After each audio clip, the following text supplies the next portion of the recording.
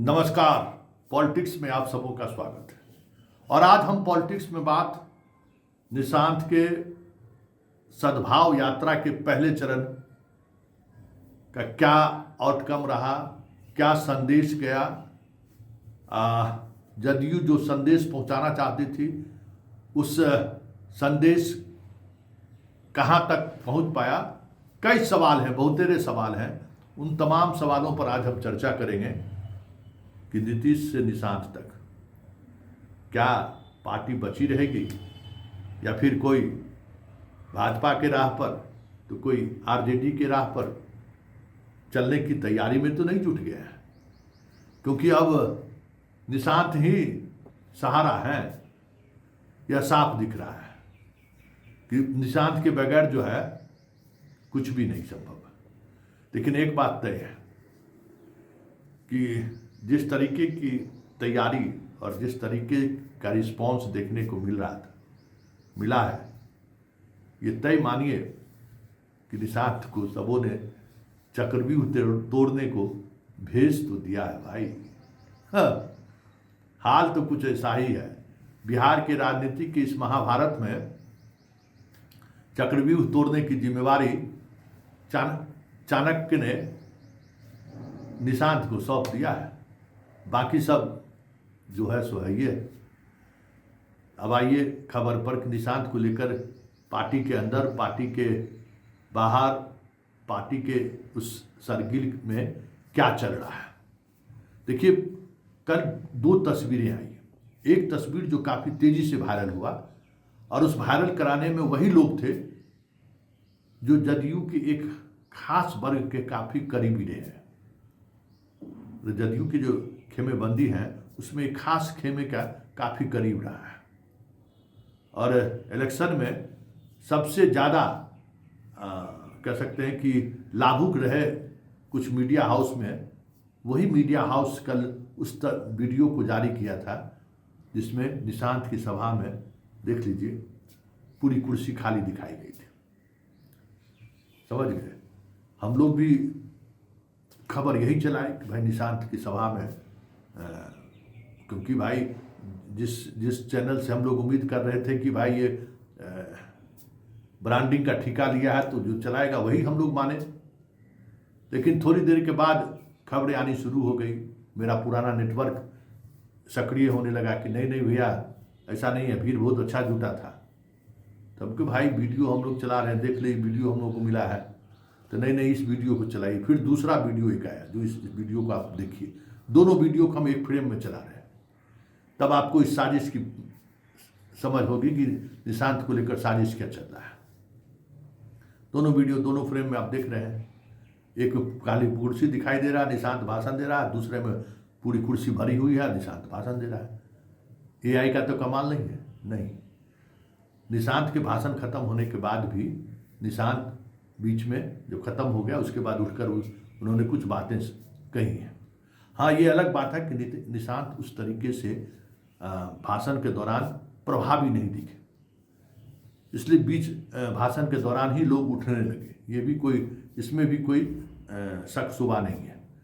लेकिन एक बात जो साफ दिखा कि नीतीश कुमार के हटने के बाद नीतीश कुमार के आसपास रहने वाले जो पुराने चावल सब है वो अधैर्य है, घबराया हुआ है। ये साफ दिख रहा था।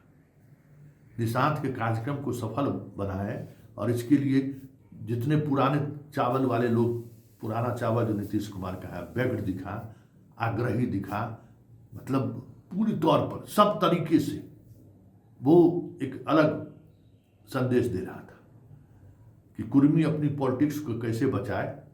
एक संदेश वो भी उस मंच से दिखा।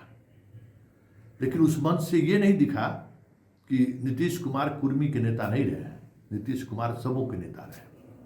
वो जो सबों का नेता का जो इमेज है वो निशांत के साथ भी बना रहे।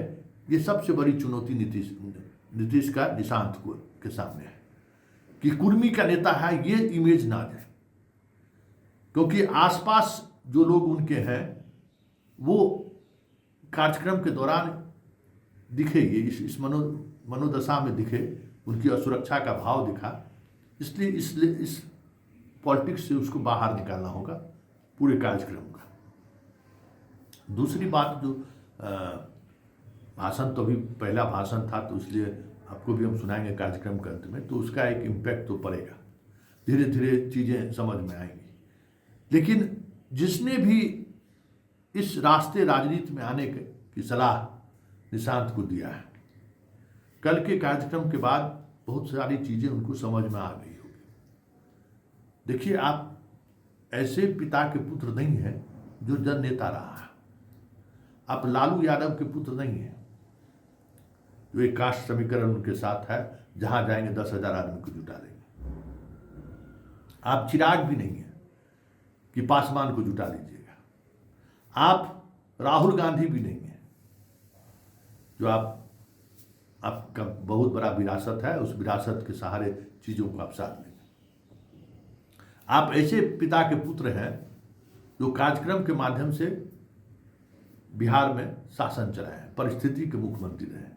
बिहार की राजनीति की ऐसी परिस्थिति रही कि बिना उनके बगैर न तो आरजेडी शासन करने की स्थिति में था, न बीजेपी। वो स्थिति बनी रही क्योंकि आप तो बीजेपी मुख्यमंत्री की कुर्सी ले लिया है। इतनी आसानी से अब ये कुर्सी आपके पास जाने वाला नहीं है, ये बात समझ लीजिए।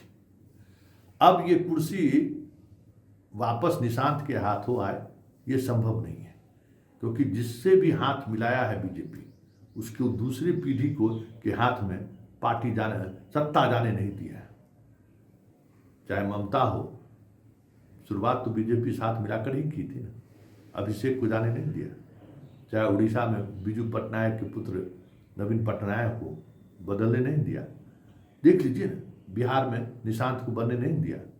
निशांत को बनना है, मायावती को नहीं खड़ा होने दिया ना, अकाली दल को खड़ा नहीं होने दिया। मतलब जितने शिवसेना को क्या किया, मतलब बीजेपी के साथ जिसने भी हाथ मिलाया, शुरुआती एक पीढ़ी तक वो उसके साथ खड़ा रहा, लेकिन दूसरी पीढ़ी के हाथों में सत्ता जाने नहीं दिया। तो जो बीजेपी का जो चरित्र है, वो चरित्र निशांत के लिए सबसे बड़ा संकेत है कि इनको नेता बनने नहीं देगा।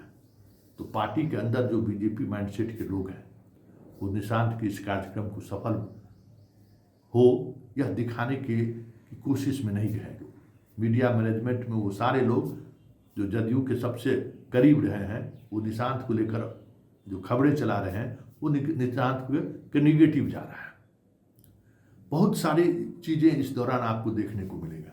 पार्टी में भी जो बीजेपी के जो करीब लोग हैं, वो निशांत नेता बने इससे असहज है। उनकी सहजता निशांत को लेकर इतना ही है, उनका बार्गेन कैपेसिटी बना रहे कि देखिए निशांत है, हमारे पास 85 विधायक है, लेकिन वो 85 विधायक निशांत के प्रति जिम्मेवार हो। जब ये माहौल बनने की कोशिश होती हुई जैसे ही दिखती है, सारे लोग उस साजिश में शामिल हो जाते हैं। इसलिए निशांत के सामने पहली चुनौती है कि जदयू के अंदर के उस अंतर विरोध को खत्म करें, तभी वो बीजेपी के सामने टिक सकती है। आरजेडी उनका दुश्मन नहीं है, अब दुश्मन उनका बीजेपी है। बीजेपी चाहेगी कि निशांत खत्म हो जाए, और निशांत के सामने दो तरह की चुनौती है, एक बीजेपी है और एक पार्टी के अंदर जो बीजेपी के चाहने वाले लोग हैं वो है, उसकी संख्या भी बहुत है। इन दोनों के बीच समन्वय के बीच साथ रास्ता निकाल ले निशांत, तो चक्रव्यूह टूट जाएगा, नहीं तो फिर खेला हो गया, खेल खत्म हो गया 2029-30 जाते जाते।